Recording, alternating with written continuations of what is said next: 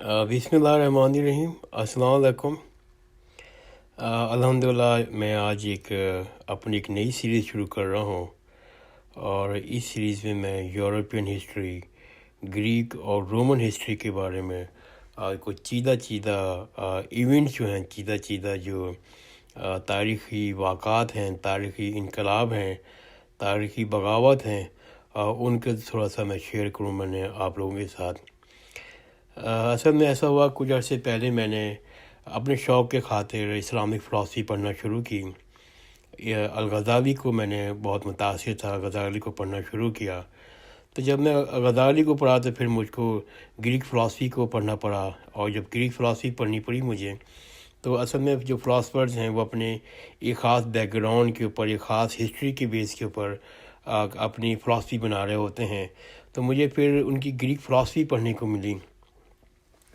जैसे जैसे मैंने ग्रीक फ़िलासफ़ी पढ़ी तो मुझे कुछ ऐसे वाक़ात मिले, ऐसे इनकलाब मिले जो बहुत इंटरेस्टिंग थे। तो मैंने सोचा कि मैं ज़रूर आप लोगों के साथ शेयर करूं। और एक जो बड़ा इनकलाब है जिसने बहुत मुतासिर किया ग्रीक हुक्मरानी को, ग्रीक हिस्ट्री को, बल्कि तमाम इंटरनेशनल हिस्ट्री को जिसने मुतासिर किया, वो एक वार थी जो वार लड़ी ग्लेडिएटर ने। और ग्लेडिएटर वार जो थी कि ग़ुलामों की, एक पिसे हुए तबके की और एक गरीब तबके की बहुत बड़ी वार थी। वो उसने बहुत मुझे मुतासिर किया था। मैंने कहा थोड़ा सा शेयर करूँ मैं आप लोगों के साथ। तो असल में कहते हैं तकरीबन 169 कबल मसीह में अगर आप देखें तो ग्रीक के अंदर दो भाइयों का जिक्र मिलता है। वो भाई थे ग्रीकस ब्रदर के नाम से मशहूर हैं, और एक का नाम था टाइबेरियस ग्रीकस, ये 169 कबल मसीह में पैदा हुए, और दूसरे का नाम था गेस ग्रीकस, ये भी तकरीबन 2-3 साल के बाद पैदा हुए थे, 172 कबल मसीह में पैदा हुए थे। इन दोनों भाइयों ने एक बगावत की जंग लड़ी थी, और ये बगावत की जंग थी वो असल में दो तबकों के दरमियान थी, गरीब और पिसे हुए तबकों के दरमियान थी।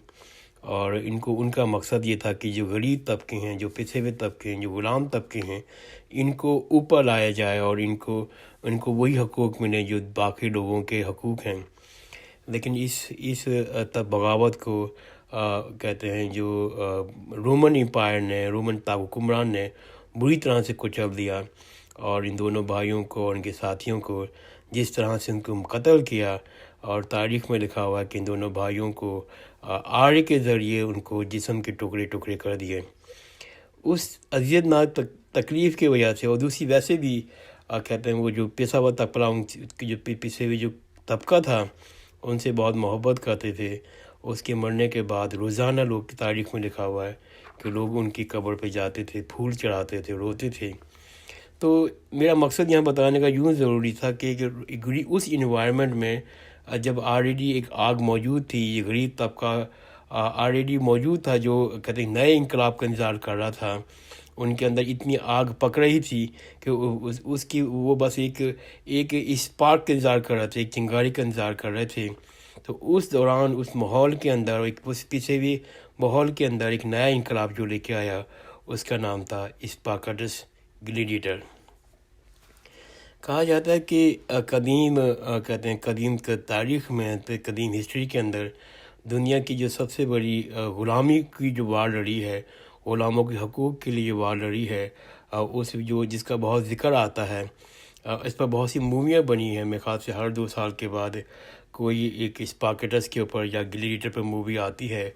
तो वो मूवी असल में रिप्रेजेंट करती है आपकी स्पार्टकस की, कहते हैं उसकी हिस्ट्री के ऊपर बेस कर रही होती है, उसकी जंग आज़ादी के लिए बेस कर रही होती है।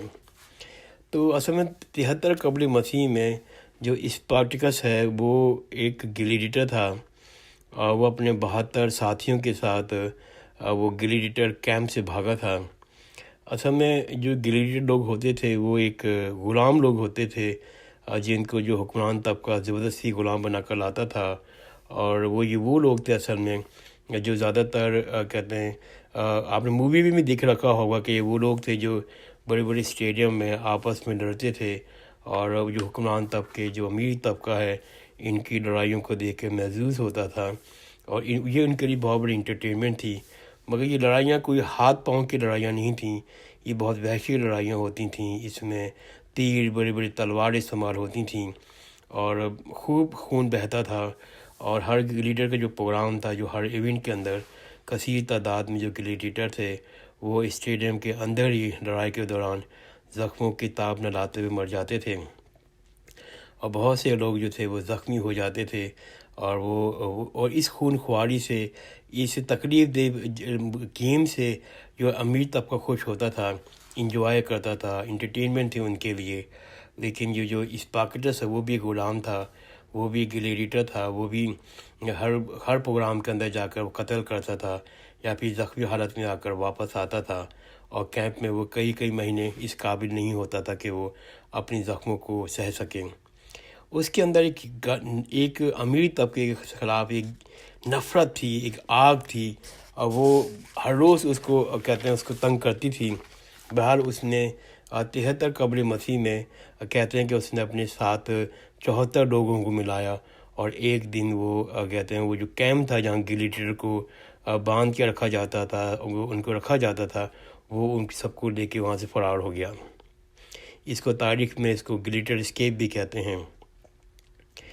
اس بغاوت کے بعد تھوڑی دیر عرصے میں تقریباً 70,000 جو غلام تھے جو وہ اس کی موومنٹ کے ساتھ جڑ گئے، جو پہلے بتایا تھا میں نے آپ کو کہ جو گریکس برادر نے جو آگ پیدا کر دی تھی، اس کی وجہ سے اس کو جو ہے کہتے ہیں اسپارٹیکس کو بہت ٹائم نہیں لگا اپنی فوج بنانے میں، اور اوور دا پیریڈ جو ہے وہ آپ کو 70 سے 80 ہزار، اب کچھ تاریخ دان لکھتے ہیں کہ لاکھ میں لوگ تھے وہ غلام ان کے ساتھ جڑ گئے۔ جو کور گروپ تھا جو گلیڈیٹر کا تھا، جو اس تحریک کا تھا، وہ اسپارٹیکس کے فرینڈس تھے جو گلیڈیٹر تھے، لیکن باقی جو لوگ تھے وہ غلام تھے جو اوور دا پیریڈ اپنی غلامی سے تنگ آ چکے تھے، اور وہ چاہتے تھے کہ ان کی بھی اپنی زندگی ہو، آزاد زندگی ہو، اس کے حقوق کے لیے وہ لوگ پھر ان کے گلیڈیٹر کے ساتھ جو ہے اسپارٹیکس کے ساتھ جڑ گئے۔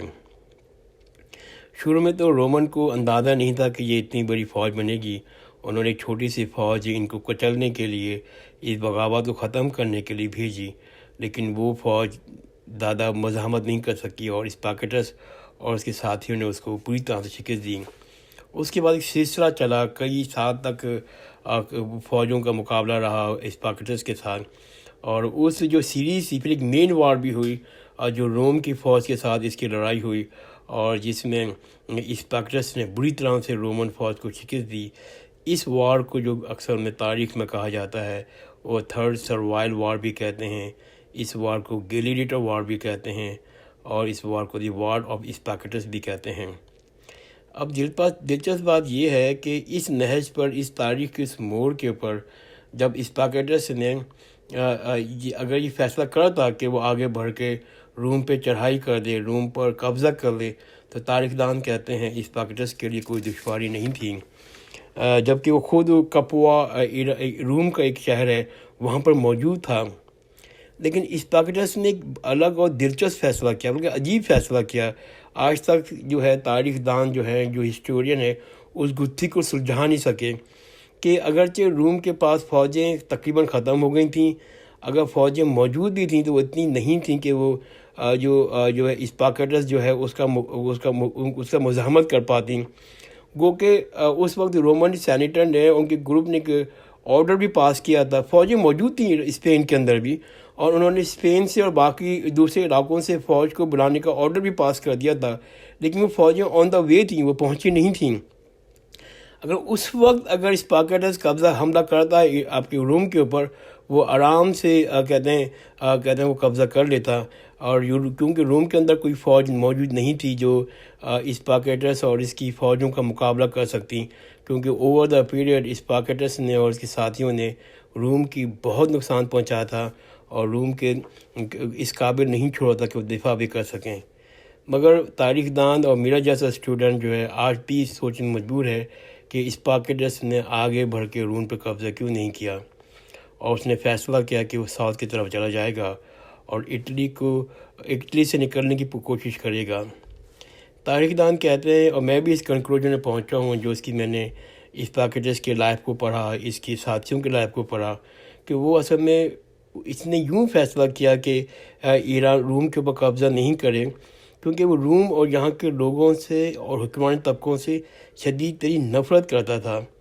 وہ روم کی کلچر سے نفرت کرتا تھا، روم کی سیویلائزیشن سے نفرت کرتا تھا، روم کی تہذیب سے نفرت کرتا تھا. اور شاید اس کی وجہ یہ تھی کہ یہ جو بیک گراؤنڈ تھا جہاں سے یہ بورن اور ریز ہوا تھا، گریکس اور اس کے ساتھی اسپارکٹس اور اس کے ساتھی، وہ بہت ظلم سے پیدا ہوئے تھے، ان کے پر بہت ظلم کیا گیا تھا.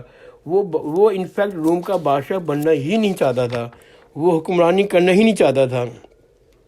اس کو انفیکٹ جو لوگ تھے، جو اسپارکٹس کے جو لوگ تھے، وہ تاریخ دان کہتے ہیں وہ اپنے آپ کو ڈس ایسوسیٹ کرنا چاہتے تھے روم کے ساتھ. اب وہ روم کے لوگوں کو اور ان کی شکل دیکھنا پسند نہیں کرتا تھا. تو اسپارکٹس کے ساتھیوں نے فیصلہ کیا کہ وہ اٹلی چھوڑ کر چلا جائے گا اور بہت دور چلا جائے گا، وہاں پر اپنی غلامی کو اپنی آبادی خود بنائے گا، وہاں اپنی حکمرانی خود بنائے گا اور وہاں پر اس کے برابر حقوق ہوں گے. لیکن دکھ کی بات ہے کہ وہ ایسا نہیں ہوا، کیونکہ اسپارکٹس جن لوگوں کے ساتھ اس نے معاہدہ کیا تھا کہ وہ سمندر جو بیچ میں میڈیٹرین سی ہے، پھر اس کو دوسری طرف جو سسلی ہے وہاں پر اس کی فوج کو لے کے جائیں گے. اس نے معاہدہ کیا تھا ایک سسلین پائریٹس کے ساتھ. انہوں نے اس کے ساتھ غداری کی، دھوکہ دیا اور وہ پیچھے سے رومن حکمرانوں کے ساتھ مل گئے. اور تاریخ میں لکھا ہوا ہے کہ حکمرانوں نے ان کو پیسے دے کر، ان کو باقی چیزیں دے کے اور ان کو خرید لیا. اور اسپارکٹس اس کی جو فوجیں ہیں، یہ بہت لمبی ہسٹری ہے، میں تو کوشش کر رہا ہوں کہ 10 منٹ کے اندر اس پوری ہسٹری کو بیان کر لوں. لیکن بہت عرصے تک اسپارکٹس نے مزاحمت کی، لیکن اوور دا پیریڈ جا کر وہ سمندر کے اندر ایک طرف رومن فوجیں تھیں، دوسری طرف پائریٹس سے ان کے درمیان ٹریپ ہو گیا. اور وہاں پر اس اسپارکٹس کو اور اس کے ساتھیوں کو، ان غلاموں کو بہت بڑی شکست ہوئی. اور اسپارکٹس کی شکست کا نتیجہ یہ ہوا کہ تاریخ میں لکھا ہوا ہے کہ 6000 ساتھیوں کو اس میں رومن میں کورٹ کے اندر کیس کیا گیا اور پھر ان کو ایک سیلر پر لٹکا دیا گیا. اور کچھ لوگوں کو وہاں کے اصول کے مطابق آڑے سے ان کی جسم کو چیر دیا، آڑے سے ان کے جسم کے ٹکڑے کر دیے. اور ایک جو کہتے ہیں ایک واقعہ لکھا ہوا ہے کہ جو باقی لوگوں کو جو کروسیڈ پر ان کو جو چڑھا کر مارا تھا، وہ ایک ایپائن وے ہے، ایک قدیم تاریخی روڈ ہے جو کپوا سے لے کے روم کے درمیان ہے. اس کی بڑی ہسٹری ہے، کبھی موقع ملا تو اس کی میں ہسٹری کے بارے میں بتاؤں گا. تو اس روڈ کے درمیان ہر تھوڑے فاصلے پر ایک سلیب لگا کے اس کے ساتھیوں کو، جو گریکس کے ساتھ جو اسپارکٹس کے ساتھیوں کو لٹکا کے مار دیا. اس طرح سے یہ جو بغاوت تھی، غلاموں کی بغاوت تھی، وہ ان کو قتل کرش کر دیا گیا. تقریباً تاریخ میں لکھا ہوا کہ 1,00,000 غلاموں کو اس تحریک کے دوران مارا گیا اور ان کو تکلیفیں دے دے کے، اس وقت کی جو سزائیں تھیں ان کو دے دے کے ان کو مار دیا. یہ بہت بڑی بغاوت تھی. انفیکٹ اس کے بارے میں کہا جاتا ہے کہ قدیم تاریخ میں یہ سب سے بڑی غلاموں کی بغاوت تھی، وہ یہی بغاوت تھی. اصل میں اگر غلاموں کا کوئی نجات دہندہ تھا، روم کے غلاموں کا کوئی نجات دہندہ پیدا ہوا، وہ اس میں کوئی شخص نہیں، وہ صرف اور صرف اسپارکس تھا. اور کچھ تاریخ دان کہتے ہیں کہ اسپارکس کو رومن نے کورٹ میں کیس کیا اور اس کو آخر میں بہت تکلیفیں دے دے کے اس کو مار دیا. ایسے بہت سے واقعات رومن امپائر کے اندر، بیزنٹین امپائر کے اندر بھرے پڑے ہیں. اور اگر کوئی اور ایسا واقعہ ملا، جو کوئی ایسا انقلاب کا پتہ چلا مجھے، میں ضرور آپ لوگوں کے ساتھ شیئر کروں گا. یہ بہت پینفل جنگ تھی، اور جنگ کے بعد یہ جو کہتے ہیں جو کچلنے کی تحریک تھی رومن امپائر کی، غلاموں کو چلنے کی، بہت بہت بہت تکلیفیں تھیں. جزاک اللہ خیر. خدا حافظ.